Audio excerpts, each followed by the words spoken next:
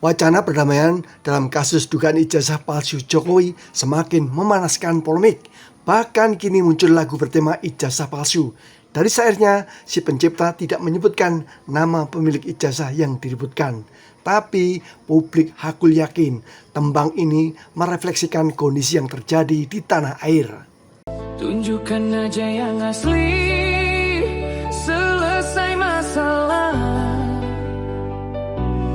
Tapi kenapa disembunyikan? Sejak kapan foto ijazah pakai kacamata? Selain lagu bertema ijazah, media sosial juga dijejali pesan sarkasme. Cukup tunjukkan ijazah asli, maka polemik langsung berhenti seketika. Dan kini, ketika polemik menyeret 8 orang jadi tersangka, muncul opsi perdamaian. Namun gagasan ini dibantah keras oleh kubu Roy Suryo.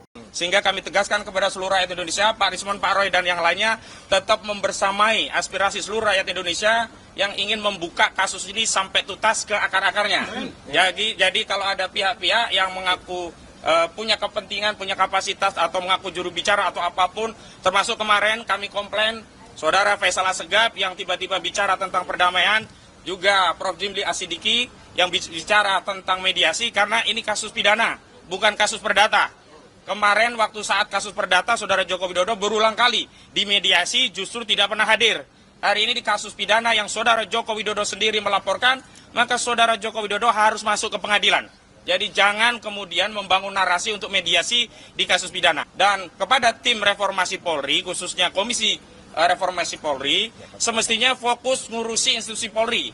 Baik mengawasi tentang kinerja, kebijakan, anggaran, SDM, institusional, bukan sibuk ngurusi ijazah Jokowi.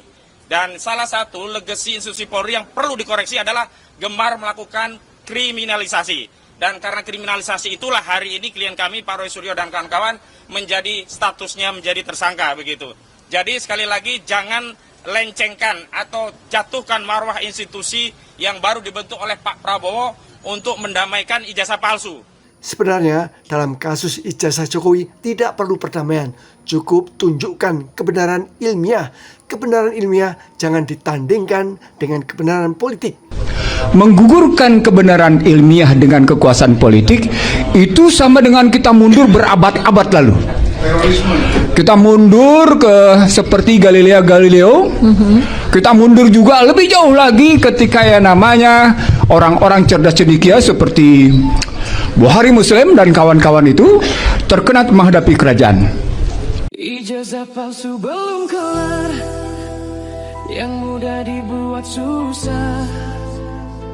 Tunjukkan aja yang asli, selesai masalah.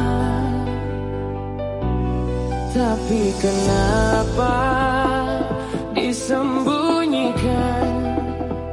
Sejak kapan foto ijazah